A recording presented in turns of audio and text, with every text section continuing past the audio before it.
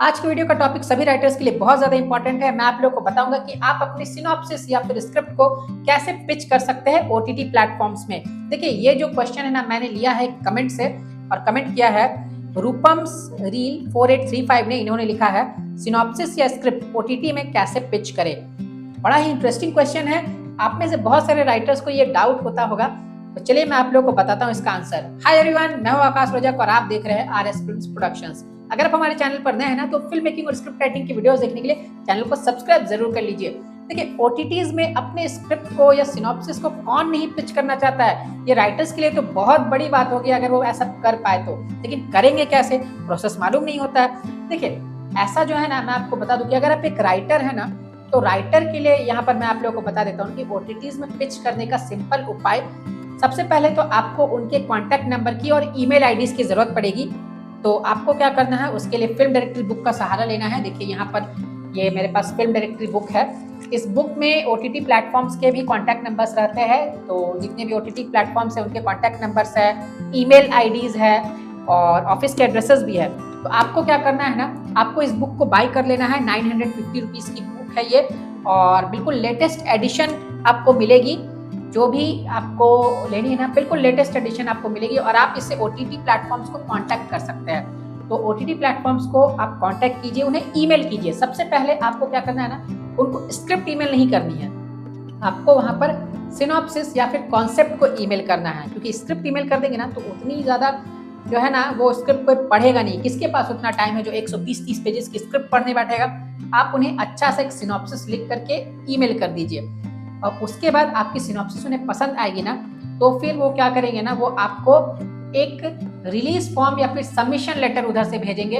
और यहाँ पर घबराना नहीं है कि अरे वो मुझसे साइनिंग करवा रही है, खुश भी नहीं होना है। बहुत कोई तो खुश हो जाती है कि अरे मुझे वो साइन करने लगे, मुझे सबमिशन लेटर आ गया। सबमिशन लेटर का मतलब होता है ना कि आप वहाँ पर सबमिट कर रहे हैं, तो उसके टर्म्स एंड कंडीशंस रहते हैं। तो आपको पढ़ करके वहाँ पर साइन कर देना है। तो आपने जैसे वहाँ पर साइन कर दिया ना, वो आपकी जो सिनॉप्सिस वहाँ पर सबमिट हो गई। उसके बाद वो उस पर राय विचार करेंगे।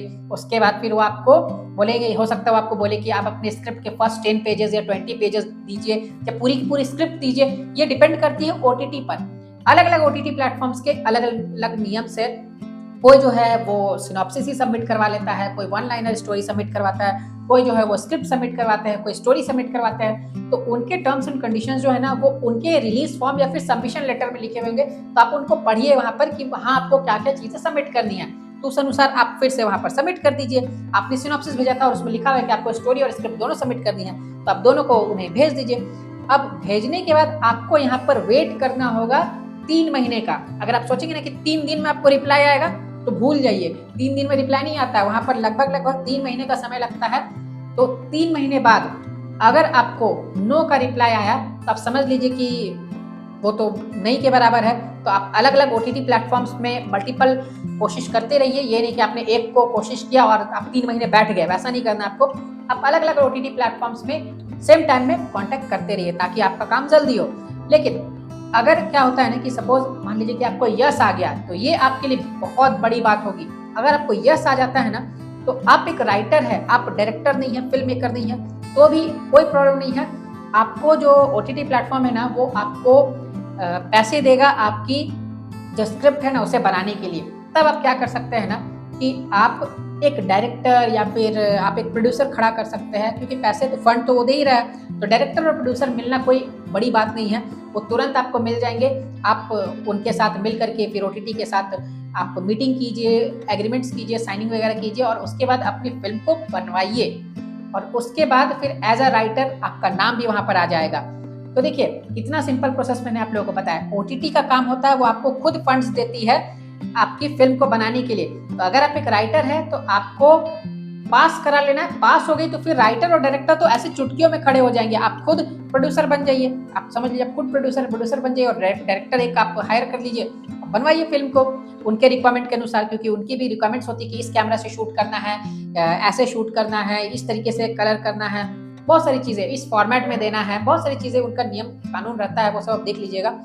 इस तरीके से आप एक राइटर होकर के अपनी स्क्रिप्ट या फिर सिनॉप्सिस को सबमिट कर सकते हैं। तो उम्मीद करता हूँ कि आपको बातें जो है ना वो अच्छी लगी होगी। तो वीडियो को कर दीजिए लाइक, चैनल को सब्सक्राइब करके रखिए। फिर मिलेंगे एक नए वीडियो में। Love you and bye bye.